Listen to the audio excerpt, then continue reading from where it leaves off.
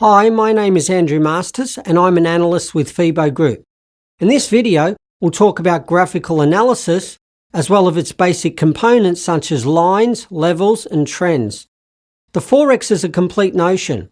In order to understand how it functions, it's required to take into account its components when performing market analysis and building one's own trading system. We already mentioned how important the psychology is. There are the following kinds of analysis: graphical, fundamental, technical.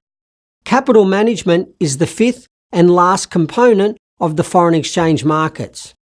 We'll have a closer look at these elements in our course. Let's start with the graphical analysis. Graphical analysis. The use of levels and lines makes it possible to predict the price behavior in the market. Levels and lines are the main tools of the graphical analysis.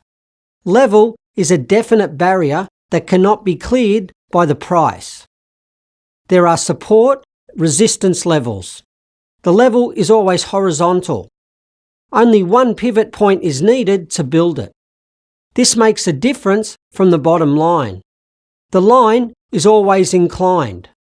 2 pivot points are needed to build it.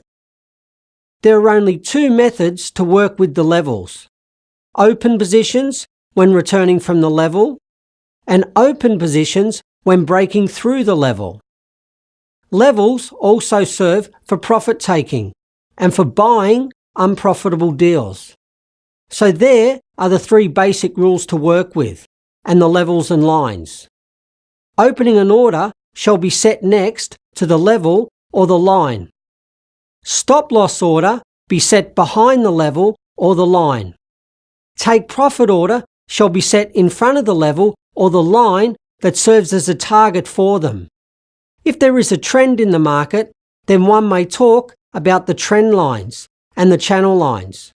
The trend line is always stronger than the channel. But let's analyze what the trend line is first. Trend is the direction of movement of the price in the foreign exchange market. The trend can be downward, upward. In an upward trend, every next maximum is higher than the previous one. In a downtrend, the next minimum is lower than the previous one.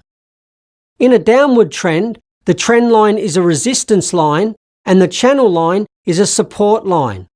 It's vice versa in an upward trend. A trend line is also support and the channel line is resistance. Why is it important for us to know where the trend line is and where the channel line is? That's because the trend line is always stronger than the channel line. Returning from a breaking through it will be more reliable. It's important to remember that it's forbidden to open a deal against the trend. This is the golden rule of the market that neither beginners nor experienced traders should defy.